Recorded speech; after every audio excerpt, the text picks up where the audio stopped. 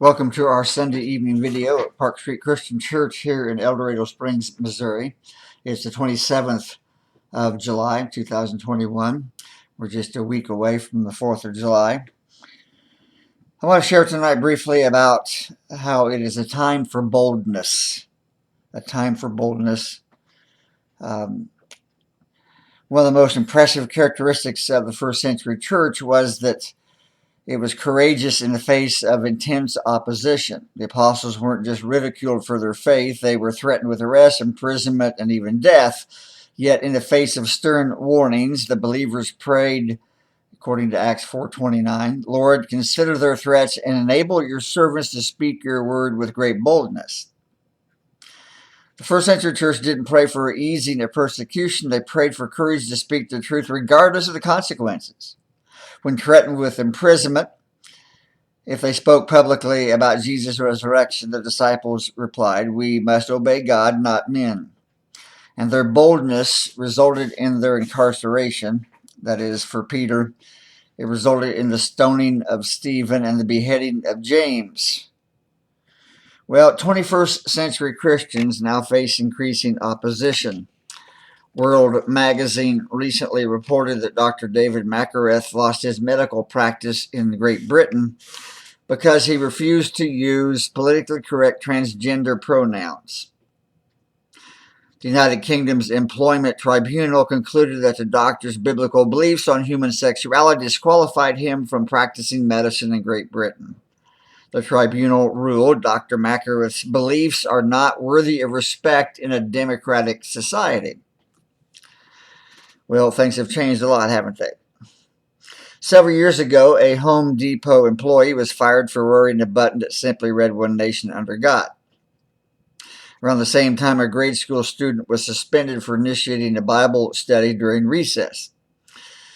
Believers find themselves more and more unpopular in a society that is bent on secularism.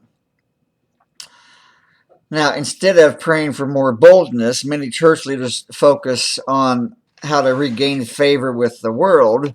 In response to polls that show society has an unfavorable view of the church, Christian authors often slam their fellow believers for being too abrasive and judgmental. Preachers avoid hot button issues and emphasize serving the community so the church can enhance its image. I know of several younger preachers, young enough to be my own sons, who will not preach on abortion. They won't preach on same-sex marriage, the biblical sexuality or marriage. They won't preach on those topics because they don't want to offend the seeker. And I understand that those issues may be offensive to some, but I think we better be a lot more concerned about whether we're offending God than man. The Bible urges us to speak the truth in love and do everything we can to make the teaching about God, our Savior, attractive. So indeed, there is no merit in deliberately antagonizing unbelievers. I believe that you can absolutely preach the truth, all the truth, in love, without a clenched fist, with a smile on your face, with love in your heart. And some people are going to receive it, and some people are not going to.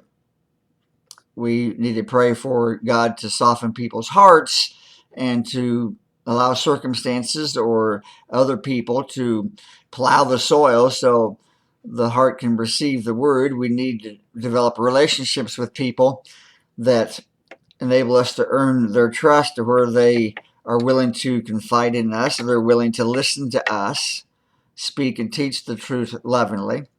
But we have to teach the truth. And I see a lot of skirting those kinds of issues for fear of being unpopular, disliked. And again, I understand you can be angry when you preach or teach and absolutely push people away.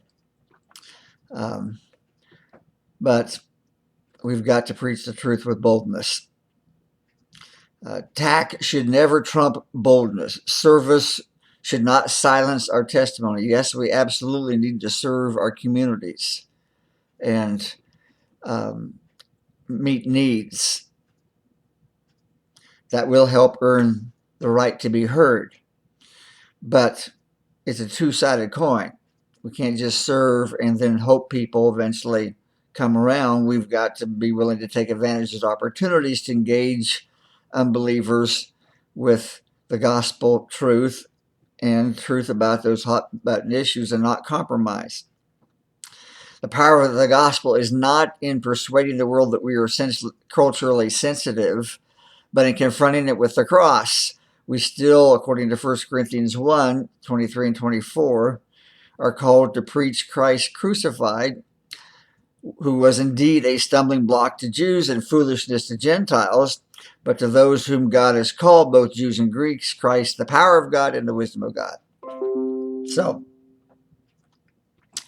in 1939, when most German ministers had been intimidated into silence, Dietrich Bonhoeffer openly expressed opposition to the policies of Adolf Hitler. When a radio broadcast of one of his sermons was cut off in mid-sentence, Bonhoeffer knew that he was in serious danger. So he fled to America, where he was invited to speak in some of the leading pulpits in the Western world. However, Bonhoeffer became convicted that he had abandoned his people at their most critical hour, and he wrote that he needed to live through the difficult period in their nation's history with the people, or he'd lose his right to encourage them in rebuilding when the war was over. So he went back to Germany, boldly preached the truth, and inevitably was imprisoned in April of 1943. But he wrote this. He said, "Silence is in the face of evil is evil." And 2 years later, April 1945, when the war was nearly over, Hitler ordered that Bonhoeffer be hanged. Before he returned to his homeland, Bonhoeffer had said, "When God calls a man, he bids him come and die." And folks, if our nation has any chance to reverse the current moral collapse, it won't be by preaching what itching ears want to hear. It won't be by avoiding the sensitive topics. A spiritual revival is only possible if, like the early church, we fervently pray, "Lord, enable your servants to speak the word with great boldness." You have a blessed week. Be back with you this Wednesday night, the 30th of June. Have a good week.